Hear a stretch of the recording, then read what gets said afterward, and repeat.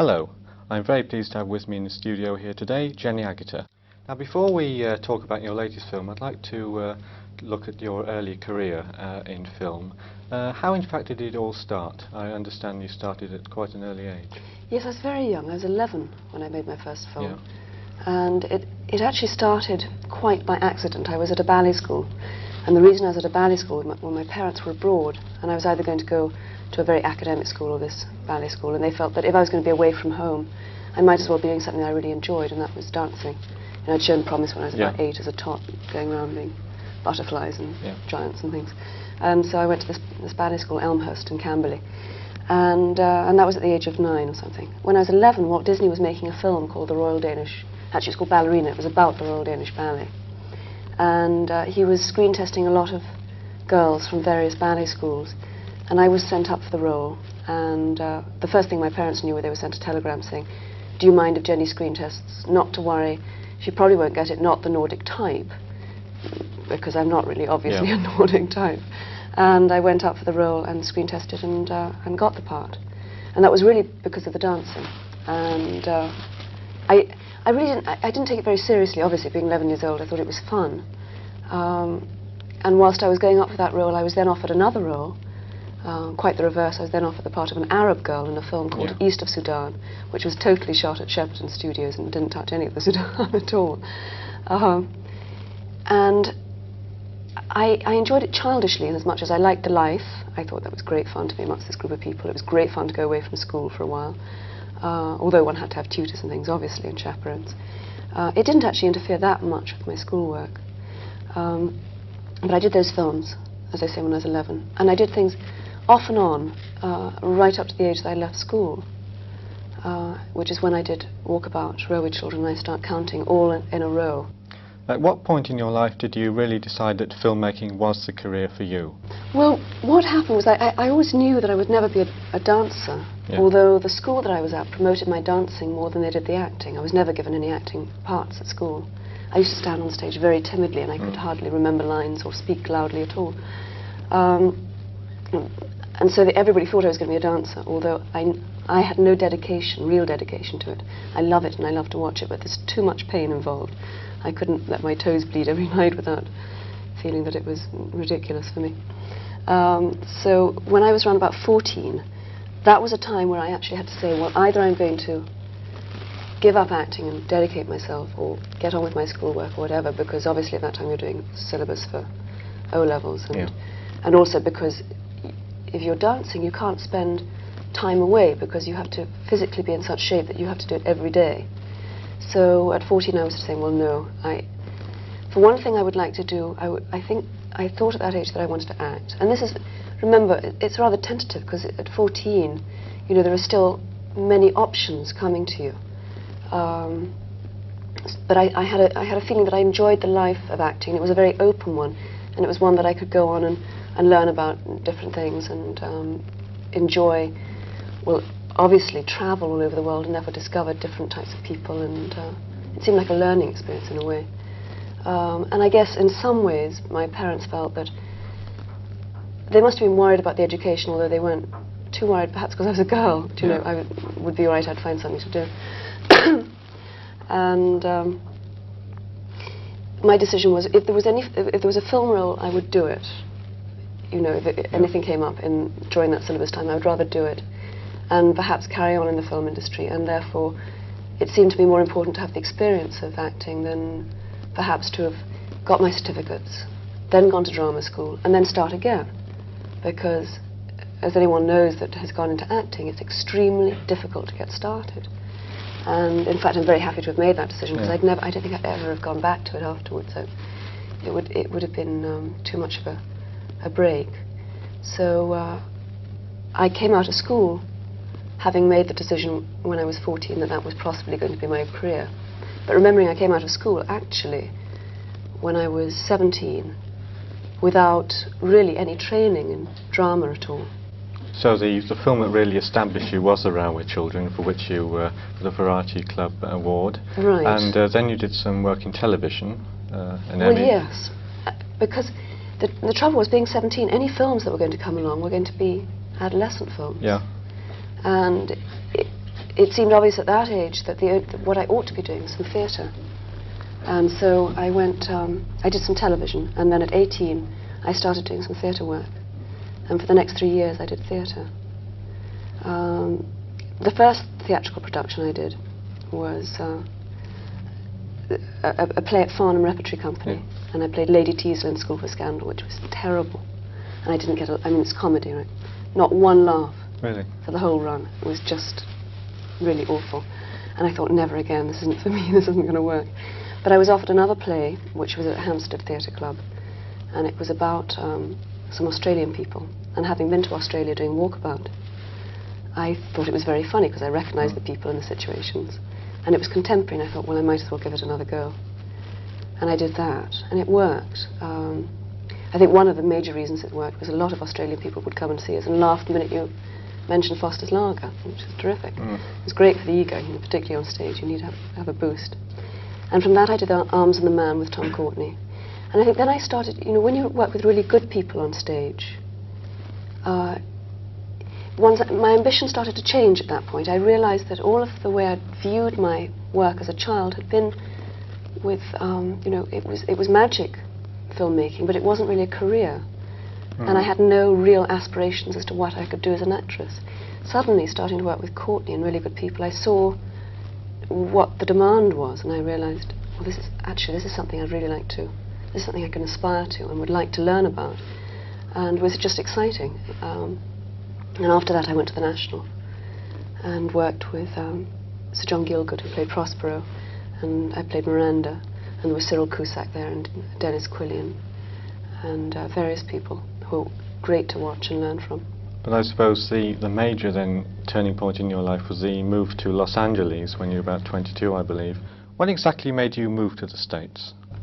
Well, what happened was I'd done this 3 years of theatre, in fact ending up at the National, and I had a yearning to get back to film.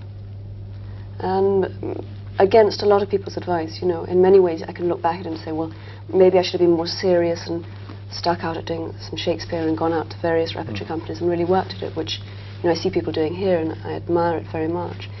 But my first experience, again, of acting was in film, and something made me want to get back to film again. I really, the thing about film is that many times it's a compromise, and many times you make a film and it doesn't work out the way you think, and therefore it's not very satisfying. But every so often it really works, and I look forward to that possibility. And I went to Los Angeles. I was actually 21, and I went there partly to find film work, because I felt that there was much more happening there, and partly just to get away somewhere where I was on my own, because I felt constrained by being in England. You know, I was surrounded by everything that was familiar, and I felt as though I was expected to be a particular way, which was that in film I was expected to be a railway child or something, or a teenager in some way. And I could have gone on with theatre, but I just felt like breaking out of that and doing something different. What did you find was principal differences between life in LA and life in London, for example? The principal, well, I mean, you say things like sunshine. Yeah. Is it more enjoyable, do you think? No, it's very different. Remembering that London is a city, and there's no way that you can classify Los Angeles as a city. Someone described it once as being 7 suburbs in search of a city. And it has many different identities. You have Beverly Hills, which is very different from Hollywood and West Hollywood and people that live at the beach. And all of these environments are different from one another. It's therefore possible to choose any sort of lifestyle that you like. I mean, literally everything's available in LA. Therefore, you really have to make up your mind about how you want to live. I always view it as being a desert, and you pitch your tent and you put up the things that you like and hang the carpets you like, and you make your own way in your own life there, and you pick your own friends. And I think that's very important to remember there, because a lot of people go there in search of something. They want something from the place itself, and it doesn't have it has everything to offer, but it doesn't have one, you know, you don't feel one essence there. And that was, in some way, that was good for me, because as I say, it was a place that nothing was imposed, and therefore I had to, I mean, it sounds a cliche, but I had to find myself. I was actually standing up on my own 2 feet, looking around to see what it was I wanted to do. Presumably, did you have to do a lot of work to get film parts? Did this involve going around to lots of social functions and getting known? In a way, it does more than it did at that time. I went there very naively, with no idea of quite what I was going to do, and not in any sort of social scene of you know, meeting people in the film industry. And I could have, I mean, just stayed there, boiled my brains, and nothing would have happened. Now, looking at it, I realise that it's a very competitive place. There are a lot of people, you know, that turn up in Los Angeles looking for film work. And I was just very lucky, because in the first few months that I was there, Michael Anderson was making a film called Logans Run. And he's an English director, although he's done a lot of films in America. And he'd already cast Michael Anderson. Michael Anderson had cast Michael York and Peter Ustinov, both English people, and this is actually an American film. And he needed someone to play opposite Michael York. And I think it was very late in casting, and I think he'd gone through screen tests with a lot of American girls and not found a good balance. And my agent suggested I went to see him. He said, no, Railway Children, I've seen her. She's not right, she's too young. This is 6 years later. So that's the sort of thing you're up against in film a lot of the time. And she said, well, no, it is 6 years. You must do see her. She is here. So I went to see him, and he was surprised that I'd grown up. Screen tested me, and I got that role. But I mean, it really is. It was a matter of luck that came up, because I could have sat around for a long time. And that film led into Eagle Has Landed, and then Equus. About it, of course, for Equus you got a British Academy Award for Best Supporting Actress. Did that give you the most pleasure? Obviously that film must have had something special for you. It's something special. It was in a lot of different ways. Lumet is a very exciting director to work with. He films quite differently than you normally do. He spends a long time rehearsing. I mean, it literally is like doing a play. Also, mind you, Equus was a play first, and therefore you have the form to work with. And you could rehearse it like a play. It was feasible to go into a rehearsal room and work everything out. And we spent 3, almost 4 weeks rehearsing it. And then he's a director that is constantly giving you ideas. One of the things about film is that the more information you have, I think, the more there is to sustain a performance or a film, you know, underneath. People tend to think that it's very blank moments in a way, you know, and the audience fill in. I tend not to think so. I think the audience are paying a lot of money. There should be a lot there. There should be a lot of information. There should be a lot going on. And Lumet was constantly coming up with different ideas for scenes, different thoughts that were behind it, different emotional ideas and shapes. And so he was very exciting. I mean, that was a reward in itself, just doing that piece. And I think it was although it wasn't a large role, it was a very good, strong role. I'd like now to look at your latest film, An American Werewolf in London. How actually did you get the part? Did you meet John Landis at a party, or what? No, I met Landis through a friend about 5 years ago. And this is before he made Kentucky Fried Movie and Blues Brothers and Animal House. In fact, he was just about to start Kentucky Fried Movie. And he was talking about this film that he'd always wanted to make, which was American Werewolf. And he sort of talked about the story then. But it didn't seem like anything that was actually going to happen. And then about a year ago, it started up again. He said he was definitely going to make it. By this time, he'd made the other films, and it was feasible that he would get the money. Because he wanted to make it privately, and it also wasn't a large budget film. And I went, yes, yes. And he told me the story, and it sounded really quite crazy. And I thought, there's no way this film's going to work at all. And then last November, he sent me the script that he'd written. And I was extremely impressed, because I thought it was very funny. And I recognized also that it was funny also because I knew him, and I recognized all of the characters being in some way partly him. I also thought he'd drawn the characters very well and very honestly, and it was also frightening. And then he said, well, you know, do you want to play the role? I said, terrific. I wonder whether you could give us a brief rundown of the general storyline for Werewolf. I'm sure the Imperial College audience would much rather hear it coming from you. Okay. What happens, it opens with 2 young American men who are hitchhiking across the moors. And then the next thing you know, one of them is woken up in the hospital, badly injured, and is being told that his friend has been killed. I play a nurse in the hospital who looks after him and gets rather attached to this strange young American gentleman, who is then visited by his friend, who is dead in a state of decay. He tells me, of course, I don't believe him, and then it develops from there to where he believes that he's a werewolf. Now, I understand in the film some of the parts are quite horrific, for example, involving decaying bodies all over the place. Now, were you actually involved in any of the gory parts of the film? No, I think one of the things that did attract me, because I had been asked, you know, am I interested in horror films? Well, I am if they're good, but not necessarily as roles, particularly as, you know, women's roles in horror movies tend to be, all you do is exercise your vocal cords. You're running and screaming and hiding in the shadows somewhere. In this, my role is just purely that of the nurse, falling in love with this young, rather engaging American gentleman who thinks he's a werewolf, and the relationship with him. And then the only time I get involved is at the very end, when you realize what has happened. The point of the film in some ways that it's funny because of its reality, because it is contemporary, and because this person is saying they're a werewolf now. You spend all your time laughing at it. But then it's like us telling stories, ghost stories, you know, and you, in some way, you laugh at them because you know that it's not real. But one part of your mind is always going, yes, it's feasible and possible, and you're frightened by it.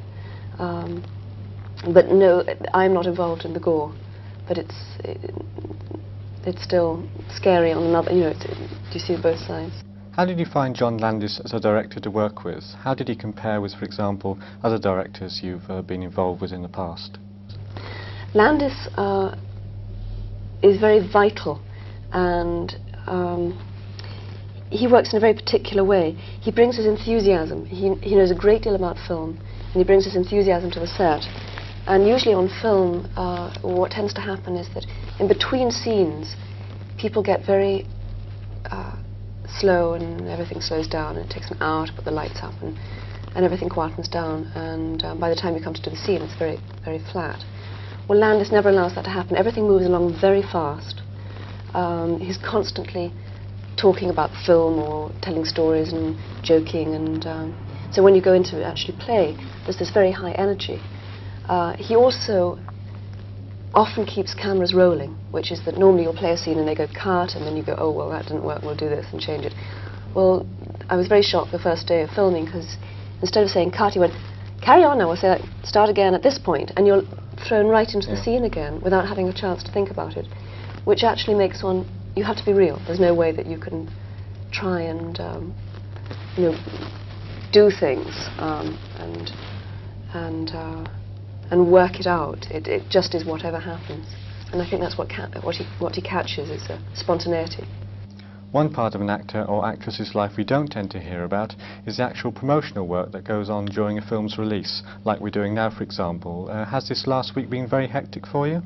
Yes, because it usually is condensed into a small span of time, because it's only going to be a week in which people are interested because the film is suddenly coming out and the press all have to do their interviews at once.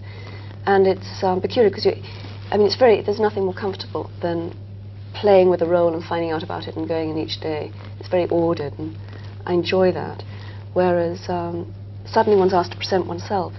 And most actors are quite shy. I mean, you sort of get over it. But, you know, and you're asked to talk about yourself and explain things and why you do it. And most of the time you don't know why, really. And it can be quite draining, and it's hard work. It's harder work doing promotion in the film. Really? Yes. Well, as regards your future, have you got anything definite lined up? Well, the only thing that's definite right now is when I finish on Saturday and the film is out, I will go back to Los Angeles, and I'm going to do Desdemona in a production of Othello, which is being filmed for cable. In America, there's a huge expanding cable television, which I think is very good, but I don't know why they've decided to do all the Shakespeares, having got all the ones from England, but you know, there are many interpretations of Shakespeare, so I'll be doing that. Will you see this in Britain eventually? I don't know. I mean, it will be sold to whoever wants the programmes, but somehow I doubt it. I don't know. And have you got any film roles lined up? No. No film? No. No film roles. What I would like to do is do some theatre again.